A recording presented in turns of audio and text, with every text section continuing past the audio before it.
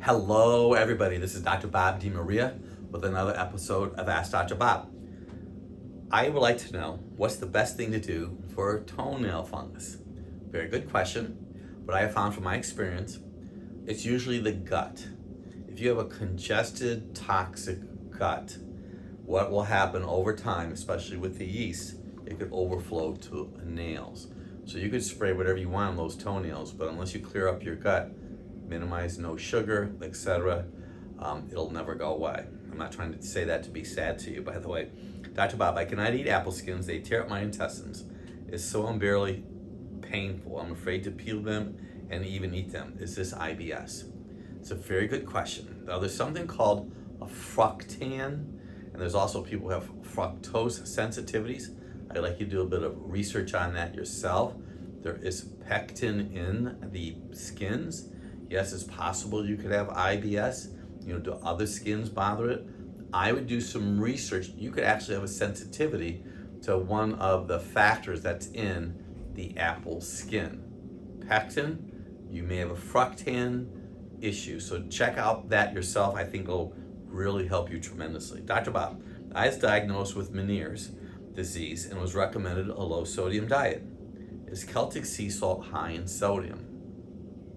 Celtic Sea Salt, it's a wonderful blend of minerals. What we have found from our experience, Meniere's is almost always a food sensitivity or adrenal gland stress and even sugar, or an alignment issue in your upper cervical spine.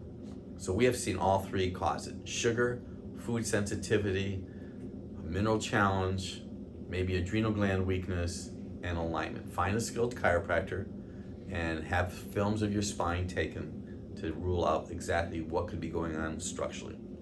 Dr. Bob, I love the quote, stress cannibalizes minerals in the body. I've heard that simple breathing techniques can alter the pH in your body so we don't lose those minerals. Would love your thoughts on how this works. pH, an acid pH has to be balanced out.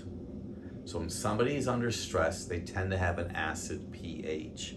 We use minerals to balance that. We look at one's carbon dioxide in a serum test and chloride level, and we treat accordingly. I'm not an expert on breathing, so I really can't answer that part of it, but we look at blood serum levels. We know that pH will drop under stress, which cannibalizes minerals.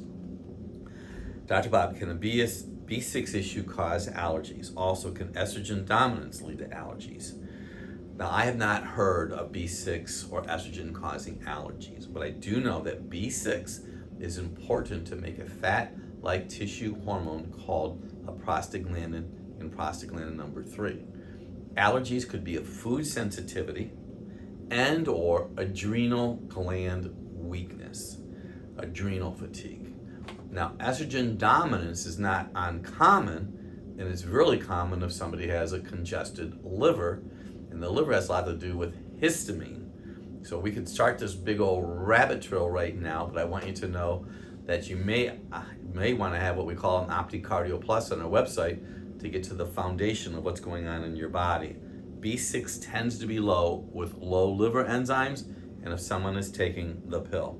Dr. Bob, can Agrisept-L be taken with ionic zinc if you had a bad cold? I want you to know that I take 10 drops of Agrisept-L every day with Z-enzyme forte from Biotics Research Corporation, and I've been doing that for years. Dr. Bob, I bought DK emulsion, but mine has olive oil and sesame oil in it. Have they changed the formula? Thanks so much for all you do. I really don't know what is in the DK emulsion, and you could contact Biotics Research Corporation yourself. I do not know. Dr. Bob, do I need to take vitamin K2 with vitamin D, and can you recommend a good supplement for K2? Okay, I don't really take any K. I eat green vegetables. I have a list of them there for you. I use D emulsion forte, 2 drops on my tongue every day. That's what I do, and it's worked for me. Last question. What can I do for, and this is a word that I want to read to you. It's Malesma, like Malesma, which is a skin issue, typically on the face. Sometimes it could be on both sides. A lot of times I see it on the side of the face. But I have seen from my experience, it's either adrenal or liver issue.